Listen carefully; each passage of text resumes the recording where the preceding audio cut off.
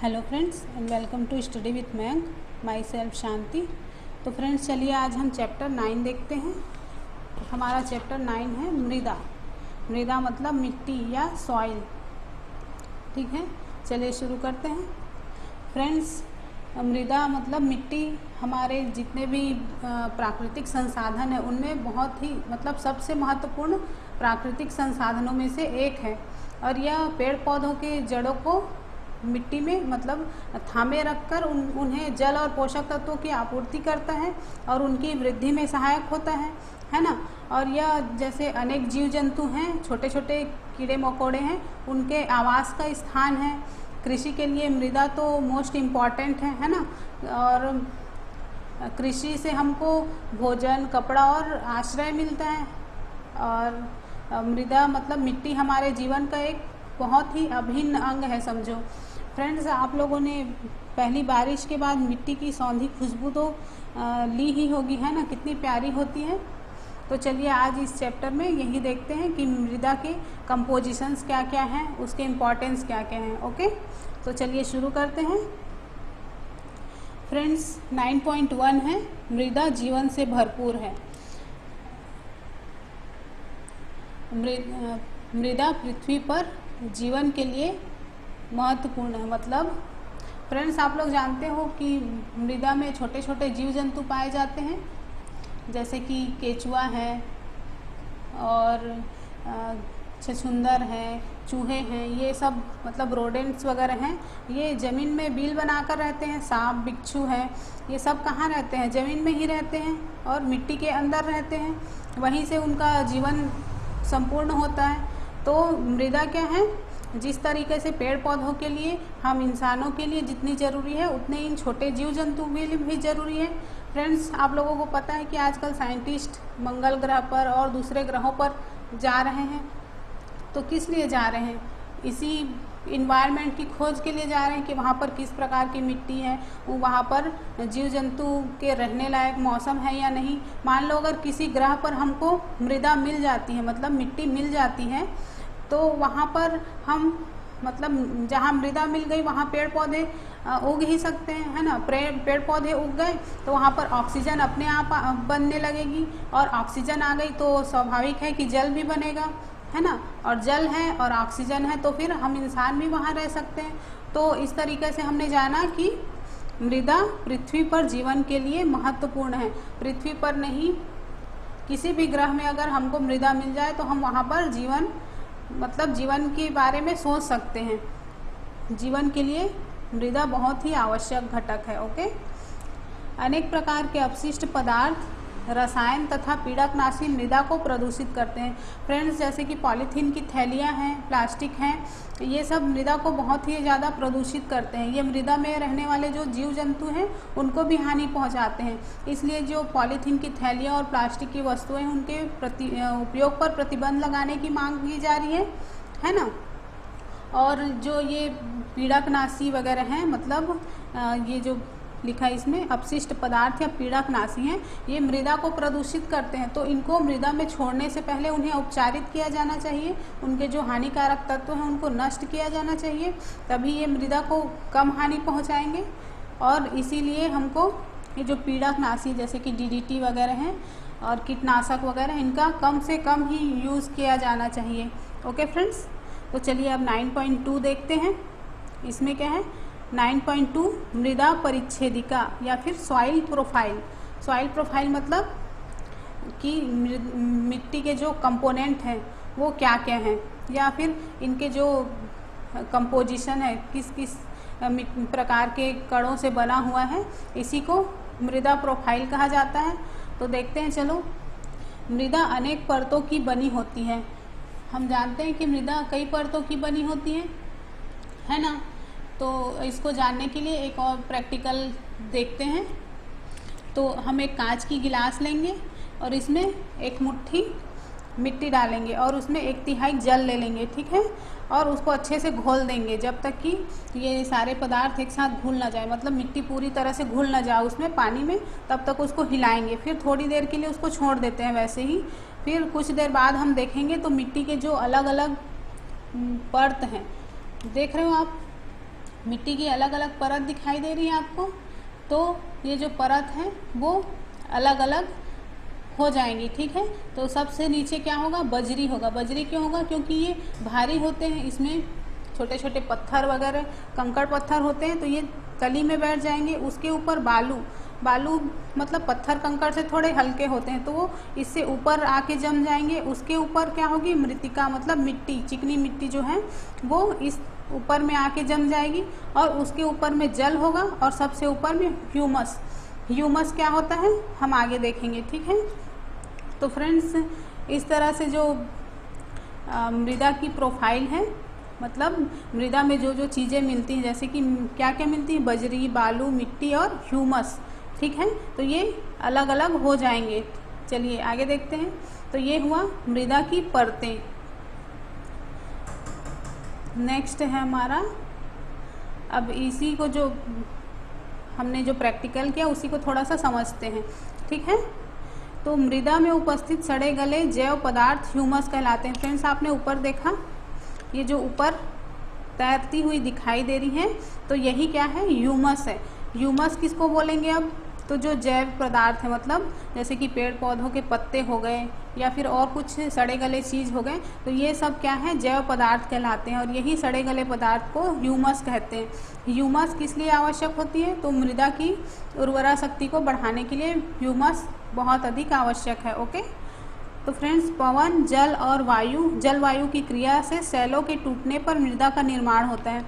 Friends, जो बड़े बड़े चट्टान होते हैं, बड़े बड़े चट्टान या सेल होते हैं, मतलब चट्टान को ही सेल बोला जाता है।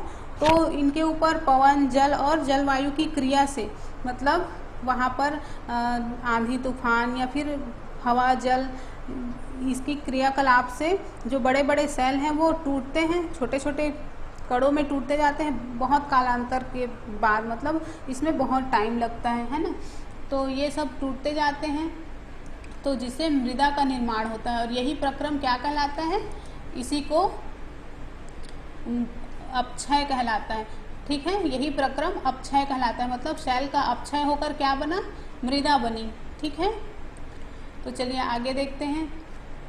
तो ये जो मृदा है वो उनका जो मतलब जिन प्रकार के सेलों से इन मृदा का निर्माण हुआ है, तो इसका गुण किस पर निर्भर करता है, तो उन सेलों के गुण पर ही इस मृदा का गुण निर्भर करेगा। ओके।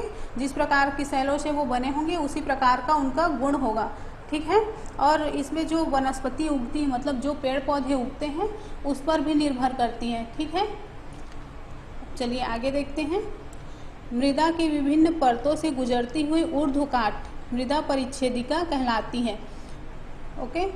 तो आपने देखा है कि मृदा परिच्छेदिका, मैं आगे डायग्राम में दिखाऊंगी आपको, ठीक है।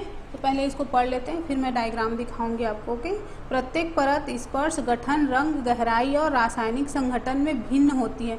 फ्रेंड्स, ये जो मृदा परिच्छेदिका है, ये इसका कंपोजिशन अलग अलग होता है, मतलब स्पर्श मतलब गठन, रंग भी अलग अलग होगा, गहराई जितनी अधिक गहराई पर जाते जाएंगे उसका रासायनिक संगठन बदलता जाएगा, ठीक है। ये परतें संस्तर स्थितियाँ कहलाती हैं। चलिए अब डायग्राम देख ही लेते हैं, तभी समझ में आता है हमको, है ना। कोई भी मतलब साइंस को या तो प्रैक्टिकल करके समझ सकते हैं या डायग्राम से समझ सकते हैं। तो यहाँ पर मैं प्रैक्टिकल करके नहीं दिखा सकती आपको, इसलिए मैं डायग्राम से ही समझाऊंगी। फ्रेंड्स, ये जो आप देख रहे हो यही सॉइल प्रोफाइल है। ओके। मृदा परिच्छेदिका। तो यहाँ पर सबसे ऊपर जो है उसको ए संस्तर कहते हैं, उसके नीचे बी संस्तर, फिर सी संस्तर स्थिति, और ये सबसे नीचे में आधार शैल। तो चलिए अब इसको समझते हैं। फ्रेंड्स, हम सामान्यतः हम मृदा की मतलब मिट्टी की सबसे ऊपरी या शीर्ष परत को ही देख पाते हैं और उसके नीचे वाली परतों को नहीं देख सकते, क्योंकि ऊपर होता है उसकी। यदि हम मान लो हम किसी हाल ही में खोदी गई खाई के पार्श्व भाग को या मतलब लेटरल साइड को देखें, तो हमें मृदा की जो भीतरी परतें हैं वो दिखाई देती हैं। या फिर ऐसी स्थिति में या फिर उस स्थान की मृदा परिच्छेदिका का परीक्षण कर सकते हैं हम कि मृदा में कौन कौन कैसे दिखाई देती है, उसके अलग अलग लेयर्स। तो या फिर कहीं पर कुएं की खुदाई हो रही है, या किसी इमारत के लिए नींव खोदी जा रही है तो उस टाइम पर भी हम देख सकते हैं। और या फिर पहाड़ या सड़क के किनारों या नदी के जो खड़े किनारे होते हैं उनमें भी हम सॉइल प्रोफाइल को देख सकते हैं। ठीक है, तो चलिए अब इसके जो संस्तर हैं उसके बारे में पढ़ते हैं। ओके, तो आप डायग्राम देख लिए, तो अब इसी को मैं डील करती हूँ। ओके, तो हमारा जो है ए संस्तर स्थिति, तो ए संस्तर स्थिति में क्या दिखाई देगा, तो ये जो है वो बिल्कुल गहरे रंग की दिखाई देती है। ठीक है, क्यों दिखाई देती है, क्योंकि ह्यूमस की मात्रा यहाँ पर बहुत अधिक होती है। ओके, और इसी को शीर्ष मृदा बोलते हैं। शीर्ष मृदा अनेक जीवों का आवास, छोटे पादपों की जड़ें, मृदु संरंध्र, अधिक जल धारण और ह्यूमस युक्त। मैंने बताया कि यहाँ पर ह्यूमस बहुत अधिक होता है, इसलिए इस जो ऊपरी परत है वो बिल्कुल गहरे रंग की दिखाई देती है। ठीक है, और ये अनेक जीवों का आवास है, मतलब यहाँ पर जो भी हैं कृंतक मतलब रोडेंट्स बोलते हैं, कृमि हैं जैसे कि केचुए वगैरह, और भी छोटे छोटे जीव जंतु हैं उनको आश्रय प्रदान करती है। ये सब वहाँ पर बिल बनाकर रहते हैं। ठीक है, इसके साथ साथ जो पेड़ पौधे हैं उनकी जड़ें भी सामान्यतः छोटे पेड़ पौधे उनकी जड़ें इसी स्तर पर होती है, ए संस्तर स्थिति में होती हैं। और जो बहुत बड़े बड़े पेड़ पौधे हैं उनकी जड़ें तो बहुत गहराई तक जाती हैं, है ना। और ये जो परत है ये मृदु होता है और सरंध्र होता है, मतलब इसके बीच में गैपिंग बहुत होती है, इसमें वायु और जल आके भर सके इसलिए। और अधिक जल धारण, मतलब या इसकी जल धारण क्षमता भी बहुत अधिक होती है। ठीक है, अब देखते हैं बी संस्तर स्थिति। बी संस्तर स्थिति कठोर अधिक घनी, मतलब ये बहुत ए की अपेक्षा कठोर होती है और घनी होती है। वहाँ पर हमने देखा कि मृदु और सरंध्र थी, मतलब वहाँ पर गैपिंग बहुत अधिक थी, पर यहाँ पर ये घनी होती है। ठीक है, यहाँ पर ह्यूमस कम होता है और खनिज अधिक होता है, मतलब खनिज जो है वो बहुत अधिक होते हैं और इस परत को मध्य परत कहते हैं। ठीक है, अब देखते हैं सी संस्तर स्थिति। दरारों युक्त, मतलब ये दरारों युक्त होती है। ठीक है, विदरों युक्त शैलों के छोटे छोटे ढेलों की बनी होती, मतलब इसमें जो छोटे छोटे कंकड़ चट्टान वगैरह हैं उससे बनी हुई होती है। ओके, और इसी को सी संस्तर कहते हैं। अब इसके नीचे में आधार शैल होती है जो कि बहुत कठोर होती है और इसको खोदना भी मुश्किल होता है। ठीक है, मतलब इसको फावड़े वगैरह से नहीं खोदा जा सकता। ओके, और अगर जो बोरवेल्स वगैरह होते हैं तो उसमें जो केसिंग वगैरह पाइप वगैरह डाली जाती है तो यहीं से मतलब जैसे ही ये आधार शैल मिलता है तो वहाँ से फिर मतलब बोरवेल्स की खुदाई वगैरह मुश्किल होती है। ठीक है, फिर भी खोदा जाता है क्योंकि पानी तो इससे भी बहुत नीचे बहुत गहराई पर मिलती है ना, इसलिए। अब हमारा है 9.3 मृदा के प्रकार। फ्रेंड्स, अब हम मृदा के प्रकार के बारे में जानेंगे कि कौन कौन से प्रकार की मृदा होती है। जैसे कि हमने पीछे देखा कि शैलों के अपक्षय से विभिन्न पदार्थों के छोटे छोटे कण निर्मित होते हैं और इनमें बालू और चिकनी मिट्टी मतलब क्ले मिला हुआ होता है। और किसी भी मिट्टी में बालू और चिकनी मिट्टी के अनुपात को ही मतलब उसका अनुपात किस पे निर्भर करता है, उस सेल पर निर्भर करता है जिससे वो बना हुआ है। ठीक है सॉरी चलिए देखते हैं सॉरी सेल कणों और ह्यूमस का मिश्रण मृदा कहलाती है। फ्रेंड्स, जो बड़े बड़े सेल या चट्टान हैं वही टूटकर छोटे कणों के रूप में जब मृदा ह्यूमस के साथ मिलते हैं तो इसी को मृदा कहते हैं। ठीक है, मतलब सॉइल कहते हैं। जीवाणु जैसे बैक्टीरिया, पादप मूल और केचुए जैसे जीव भी मृदा के महत्वपूर्ण अंग हैं।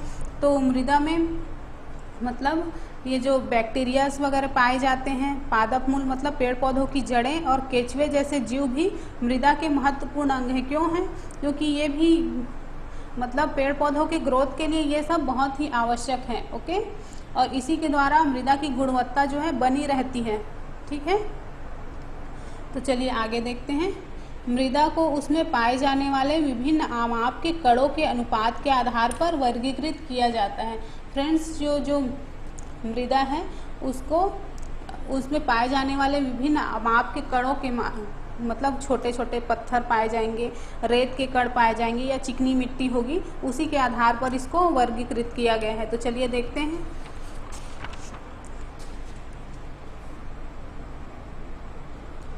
तो यदि मृदा में बड़े कणों का अनुपात अधिक होता है तो वह बलुई मृदा कहलाती है। मतलब उसमें बड़े बड़े कण होंगे जिसके कारण उसको बलुई मृदा कहते हैं। ठीक है। यदि बारीक कणों का अनुपात अपेक्षाकृत अधिक होता है तो यह मृणमय मृदा कहलाती है। मतलब चिकनी मिट्टी कहलाती है। अगर बारीक कण अधिक होंगे तो मतलब जो बलुई मिट्टी है उसके अनुपात में बारीक कणों की संख्या अधिक होगी, मतलब बिल्कुल चिकनी चिकनी होगी, तो उसको मृणमय मृदा कहते हैं। मतलब उसी को चिकनी मिट्टी कहते हैं। ठीक है। यदि बड़े एवं छोटे कणों की मात्रा लगभग समान हो तो यह दुमटी मृदा कहलाती है। मतलब जो बड़े कण और छोटे कण दोनों का अनुपात एक बराबर है तो ये क्या कहलाएगी? दुमटी मृदा। ओके। और तो मृदा में मतलब इनके कणों के आमाप व उनके गुण बहुत महत्वपूर्ण प्रभाव डालते हैं। बालू के कणों मतलब बालू के कण जो है वो बड़े होते हैं और ये आसानी से एक दूसरे से जुड़ नहीं पाते और इनके बीच में काफ़ी गैपिंग होती है जिसमें वायु भरी रहती है। ठीक है। तो इसको हम क्या कह सकते हैं? इसको हम कह सकते हैं कि बालू सुवाहित है। मतलब जो बालू के कण हैं वो एक दूसरे से दूर रहते हैं तो उसके बीच में हवा और जल तो जल्दी से बह जाता है पर उनके बीच में हवा भरी होती है। ठीक है। बालू के कणों के बीच में जो जल है उसकी निकासी जो है तेज होती है। ठीक है। और इसी तरह ये जो बलुई मृदा है वो हल्की और शुष्क होती है, बहुत जल्दी सूख जाती है। और चिकनी मिट्टी क्या है? तो इसके कण बहुत छोटे छोटे होते हैं और आपस में चिपके होते हैं जिसके कारण इनके बीच बहुत कम जगह होती है। और ये बलुई मृदा के ठीक उल्टे होते हैं। इसके कणों के बीच में जो सूक्ष्म छोटे छोटे जगह है, स्थान है, उसमें जल रुक जाता है। ठीक है। बह नहीं पाता। और चिकनी मिट्टी में वायु कम होती है लेकिन यह बहुत भारी होती है क्योंकि इसमें बलुई मृदा की अपेक्षा अधिक जल रहता है। ठीक है फ्रेंड्स। तो ये और पादपों के उगने के लिए शीर्ष मृदा या दुमटी मृदा सबसे बेस्ट होती है। यहाँ पे लिखा है पादपों के उगने के लिए शीर्ष मृदा दोमट है। इसमें बालू, चिकनी मिट्टी और गाद नामक अन्य प्रकार के पदार्थ मृदा कणों का मिश्रण है। फ्रेंड्स, अब ये गाद क्या होता है? तो आप जानते हो नदी नालों या जो तालाब वगैरह हैं तो उसमें जो नीचे की मिट्टी होती है वो बहुत चिकनी होती है और उसमें मतलब उसमें चिकनाहट बहुत अधिक होती है, तो इसी को गाद कहा जाता है। ठीक है। 9.4 मृदा के गुण। फ्रेंड्स, अब हम जानेंगे कि मृदा के गुण क्या क्या होते हैं। तो चलिए देखते हैं।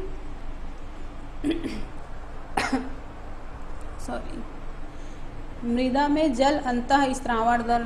फ्रेंड्स, मृदा के गुण मतलब उसमें से जल का स्त्रावण होना, मतलब बह के नीचे अंदर जाना। आप लोग जानते हो कि जो बारिश होती है वो उसका जल क्या होता है? भौम जल किसको बोलते हैं? तो यही जो मृदा बारिश का जल है वो मृदा के बीच से होता हुआ गहराई तक पहुंच जाता है, उसी को भौम जल कहते हैं। तो ये जो भौम जल प्राप्त होता है हमको वो अंतः स्त्रावण के कारण ही होता है। ओके। तो मिट्टी की ऊपरी परत से बिल्कुल नीचे परत तक जाते जाते भौम जल तक पहुंच जाता है, इसी को अंतः स्त्रावण कहा जाता है। ठीक है। विभिन्न प्रकार की मृदा में जल की अंतः स्त्रावण दर भिन्न भिन्न होती है। यह दर बलुई मृदा में सबसे अधिक और मृणमय मृदा में सबसे कम होती है। फ्रेंड्स, जैसे कि हमने पीछे देखा कि इनके बीच में गैपिंग, बलुई मृदा में गैपिंग ज़्यादा होती है तो उसमें अंतः स्त्रावण बहुत जल्दी होगा, और मृणमय मृदा मतलब चिकनी मिट्टी में गैपिंग कम होती है जिससे उनके बीच अंतः स्त्रावण दर कम होता है। ठीक है। इसको अंतः स्त्रावण दर को ज्ञात करने के लिए एक सूत्र दिया है। इसमें अंतः स्त्रावण दर को ml प्रति मिनट बराबर जल की मात्रा ml में और बटे अंतः स्त्रावण अवधि मिनट में। तो जल स्त्रावण दर निकालने के लिए हम जल की मात्रा को उसके अंतः स्त्रावण अवधि से डिवाइड कर देंगे तो हमको अंतः स्त्रावण दर मिल जाएगा। ओके, यहाँ पर देख रहे हो आप, एक एग्जाम्पल है, किसी नमूने में 200 ml जल के अंतःस्रावण में 20 मिनट लगते हैं। ओके, तो 200 ml जल है वो 20 मिनट में अगर बह के नीचे पहुंचता है तो उसके अंतःस्रावण दर को कैसे ज्ञात करेंगे? तो जो जल की मात्रा कितनी है 200 ml बटे 20 मिनट, समय कितना लगा 20 मिनट, तो इसको डिवाइड करेंगे तो हमको 10 ml अंतःस्रावण दर प्राप्त हो जाएगा। ओके, 10 ml प्रति मिनट। चलिए आगे देखते हैं।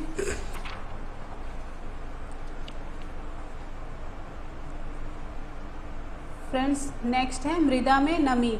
अब हम देखेंगे कि मृदा में नमी होती है।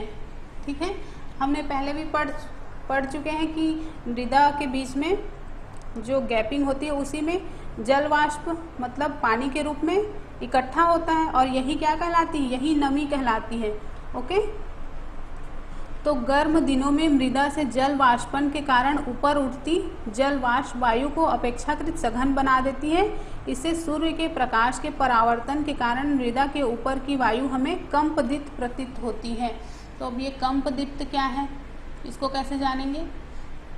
तो फ्रेंड्स, कभी कभी गर्मी के दिन में आपने देखा है कि धूप बहुत अधिक होती है, तो दूर हम देखेंगे तो ऐसे लगता है कि जैसे आग जलता है तो उसके ऊपर की जो अलाव से मतलब आग के ऊपर से जो अलाव जलती है उसके ऊपर से जैसे एक अलग टाइप का दिखाई देता है हमको, उसके ऊपर में जो वायु उठते रहती है वो, तो सेम उसी प्रकार का दूर हम वायु मतलब गर्मी के दिनों में देखेंगे तो हमको ऐसे लगता है जैसे वायु ऊपर उठ रही है। तो ये किस कारण से होता है?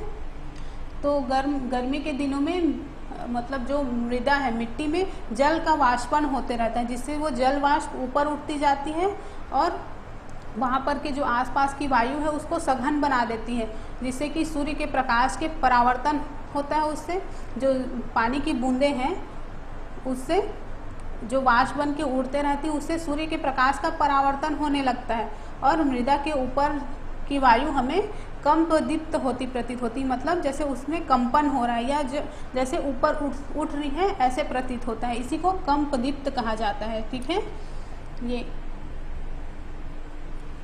तो इसको एक प्रैक्टिकल के द्वारा और समझ लेते हैं हम। एक टेस्ट ट्यूब लिए, उसमें मिट्टी का नमूना डालते हैं। ये मिट्टी है, उसको स्टैंड से खड़ी कर दिए, उसके मतलब मिट्टी के को ये जो टेस्ट ट्यूब है उसके नीचे लैंप जला दिए, स्पिरिट लैंप। तो जब ये मिट्टी गर्म होने लगती है, गर्म होके उसमें जो नमी है वो वाष्प बनकर ऊपर उठने लगती है। और फ्रेंड्स, ये टेस्ट ट्यूब का ये वाला भाग गर्म होता है जबकि ये ऊपर वाला भाग ठंडा होता है, जिससे ये वायु क्या होती है? संघनित होकर जल की बूंदे के रूप में टेस्ट ट्यूब के ऊपरी भाग में इकट्ठी हो जाती है। इससे हम समझ सकते हैं कि वायु में नमी प्रेजेंट होती है। ठीक है, चलिए आगे देखते हैं। 9.6 मृदा द्वारा जल का अवशोषण। फ्रेंड्स, अब हम देखेंगे कि मृदा जल का अवशोषण कैसे करती है या कितनी मात्रा में करती है। ओके, तो क्या सभी प्रकार की मृदा समान मात्रा में जल का अवशोषण करती होगी? नहीं, कुछ मिट्टी जो होती है, चिकनी मिट्टी अलग का अवशोषण दर अलग होगा और जो बलुई मिट्टी है उसका अवशोषण दर अलग होगा, क्योंकि दोनों के माप में अंतर होता है। तो चलिए देखते हैं। मृदा अपने में जल को रोके रखती है, इसे मृदा आर्द्रता या मृदा नमी कहते हैं। हाँ, हमने ऊपर पढ़ा भी है कि मृदा के अंदर जो पानी होती है, पानी की बूंदें होती हैं, वो रुकी रहती हैं और उसी को हम क्या बोलेंगे? मृदा आर्द्रता या मृदा नमी कहेंगे। ओके, तो मृदा की जल को रोके रखने की क्षमता या जल धारण क्षमता विभिन्न फसलों के लिए महत्वपूर्ण होती है। बिल्कुल, कई फसल ऐसे होते हैं जिनके लिए बहुत अधिक जल की आवश्यकता होती है, पर कई फसल ऐसे हैं जिनको पानी की बहुत कम ज़रूरत पड़ती है, जैसे कि गेहूं और धान। तो गेहूं के लिए अपेक्षाकृत कम पानी की ज़रूरत पड़ती है, जबकि धान के लिए बहुत अधिक पानी की ज़रूरत पड़ती है। धान के जो खेत हैं उनमें हमेशा पानी भरा रहता है, जबकि गेहूँ के खेत जो हैं सूखे रहते हैं। ठीक है, तो इसी तरह फसलों के लिए बहुत महत्वपूर्ण है जल धारण क्षमता। इसको भी चलिए एक प्रैक्टिकल से देखते हैं। पहले ये डायग्राम को समझ लेते हैं, उसके बाद इसको डिटेल करूँगी। ओके, तो फ्रेंड्स हम एक मेजरिंग सिलेंडर लेंगे। मेजरिंग सिलेंडर मतलब क्या होता है? मापक सिलेंडर, जिसमें पानी को मापा जाता है या किसी भी द्रव को मापा जाता है। ठीक है, तो हम एक मेजरिंग सिलेंडर लेंगे और उसमें एक माप में पानी भर लेंगे, मतलब उसको नाप के पानी भर लेंगे। और एक बीकर लेंगे जिसमें जो कि खाली होगा, उसके ऊपर एक कांच की कीप रख देंगे, उसके ऊपर ये फिल्टर पेपर है और इस फिल्टर पेपर के ऊपर में मिट्टी का चूर्ण, मतलब मिट्टी को पाउडर के रूप में बना के इस फिल्टर पेपर में रख देंगे। ठीक है, और अब क्या करेंगे? अब जो मेजरिंग सिलेंडर हमने लिया है उसमें से ड्रॉपर की हेल्प से पानी ले लेंगे और इस मिट्टी के ऊपर में डालते जाएंगे, धीरे धीरे एक एक दो दो बूंद करके डालते जाएंगे। तो जब तक मिट्टी पानी को सोखेगी, मतलब जब तक उसमें पानी को सोखने की क्षमता होगी तब तक मिट्टी पानी को सोखेगी। उसके बाद अगर उसकी क्षमता से अधिक हो जाएगा तो ये पानी जो है इस कीप के माध्यम से नीचे टपकने लगेगी। तो फ्रेंड्स, यही जो जल मतलब मेजरिंग सिलेंडर में हम देख लेंगे कि पहले हमने कितना पानी लिया था और इस मिट्टी को भिगाने में हमने कितना पानी यूज़ किया। ठीक है, तो जितना पानी यूज़ होगा वही क्या कहलाएगा? मृदा की जल अवशोषण क्षमता कहलाएगी। ठीक है, चलिए इसको और समझते हैं। डायग्राम आपने अच्छे से देखा था ना, तो चलिए इसको पढ़ के देखते हैं। तो मृदा का द्रव्यमान भार बराबर 50 ग्राम। जो हमने मिट्टी लिया था उसका मतलब भार कितना था? 50 ग्राम था। ओके, अब मापन सिलेंडर मतलब वही मेजरिंग सिलेंडर में जल का प्रारंभिक आयतन, हमने जो मेजरिंग सिलेंडर लिया था उसमें प्रारंभिक आयतन क्या था उसका? तो वो था UmL। ओके, मापन सिलेंडर में जल का अंतिम आयतन क्या था? तो वो था VmL। मतलब हमने जो टोटल उसमें से पानी था उसमें से कितना यूज़ कर लिया, तो वो अंतिम मापन के रूप में यहाँ पर लिख लेंगे VmL। मृदा द्वारा अवशोषित जल का आयतन। फ्रेंड्स, अब जितना उस मृदा ने जल को अवशोषित किया उसको क्या लिखेंगे? U माइनस V बराबर इतना ml। ओके, तो फिर हम देखेंगे मृदा द्वारा अवशोषित जल का द्रव्यमान बराबर U माइनस V ग्राम। तो इस तरह से इस सूत्र के माध्यम से हमें क्या मिल जाएगा कि मृदा ने कितना जल अवशोषित किया। ओके, तो 1 ml जल का द्रव्यमान 1 ग्राम के बराबर होता है। ओके, तो अवशोषित जल का प्रतिशत कितना होगा? तो U माइनस V मतलब प्रारंभिक आयतन माइनस अंतिम आयतन मेजरिंग सिलेंडर का बटे 50। 50 क्या है? मृदा का द्रव्यमान या मृदा का भार।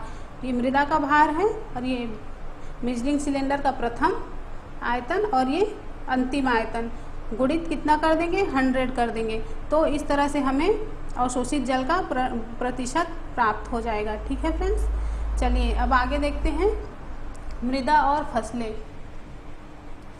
फ्रेंड्स, भारत के विभिन्न क्षेत्रों में मतलब अलग अलग राज्यों में अलग अलग प्रकार की मिट्टी पाई जाती है। कुछ क्षेत्रों में चिकनी मिट्टी, कुछ क्षेत्रों में दोमट मिट्टी और कई क्षेत्रों में बलुई मिट्टी पाई जाती है। ठीक है, और ये जो मिट्टी है वो पवन मतलब हवा, वर्षा, ताप, प्रकाश और आर्द्रता द्वारा बहुत अधिक प्रभावित होते रहती है ना। जैसे जहाँ का मौसम होगा उसी प्रकार के उसी के अनुकूल वहाँ की मिट्टी पाई जाएगी। ठीक है, तो ये कुछ जलवायु कारक हैं जो कि मृदा परिच्छेदिका मतलब सॉइल प्रोफाइल को प्रभावित करते हैं और मृदा की जो संरचना है उसको परिवर्तन कर देते हैं। तो जलवायु कारक और मृदा के घटक सम्मिलित रूप से किसी भी क्षेत्र विशेष में उगने वाली जो पेड़ पौधे या फसल है उनकी किस्मों का निर्धारण करते हैं। ओके, तो चलिए देखते हैं कि कौन सी मिट्टी किस प्रकार के फसल के लिए उपयुक्त है। विभिन्न प्रकार की फसलों को उगाने के लिए विभिन्न प्रकार की मृदा उपयुक्त होती है। मृत्तिका या चिकनी मिट्टी और दोमट मिट्टी गेहूं, चना और धान उगाने के लिए उपयुक्त है। मतलब जो दोमट मिट्टी है वो चना, धान और गेहूं के लिए उपयुक्त है, जबकि कपास को बलुई मृदा या दोमट मृदा में उगाया जाता है।